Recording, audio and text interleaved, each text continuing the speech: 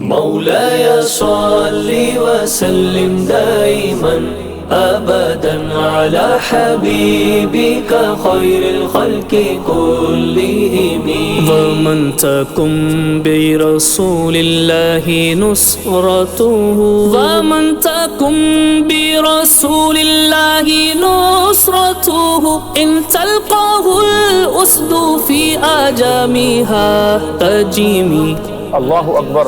اس شعر میں امام بوصیری رحمۃ اللہ تعالی علیہ کچھ یوں اللہ کے نبی علیہ الصلاۃ والسلام کی مدح و ثنا کرتے ہوئے کہتے ہیں کہ جس شخص کو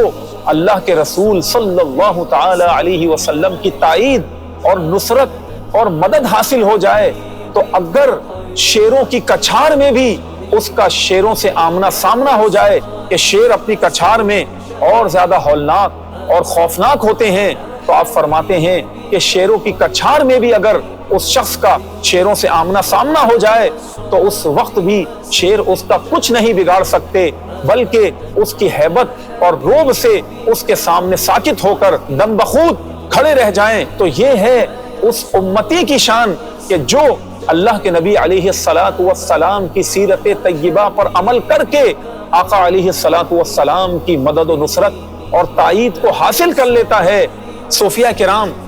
اور اہل اللہ اس شعر کی ایک برکت بیان کرتے ہوئے یوں ارشاد فرماتے ہیں کہ اگر بندہ کسی ایسی تکلیف میں ہو کہ دشمن نے اسے چاروں طرف سے گھیرا ہوا ہو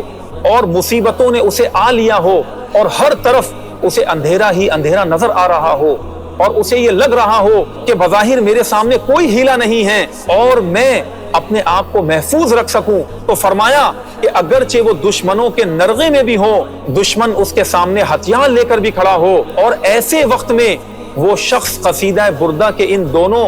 اشعار کو پڑھ لے تو رب العالمین کی ایسی غیبی مدد اس کے شامل حال ہوگی کہ اس کی عقل دنگ رہ جائے گی اور اللہ رب العالمین اس کی تکلیف کو دور فرما. تو گویا کہ امام بوصیری رحمۃ اللہ تعالی علیہ اس شعر میں یہ کہنا چاہتے ہیں کہ جو اللہ کے نبی علیہ الصلاۃ والسلام کے جانثار صحابہ ہیں اور آپ علیہ الصلاۃ والسلام کے وہ امتی کہ جو حضور کریم علیہ الصلاۃ والسلام کے وفادار ہوں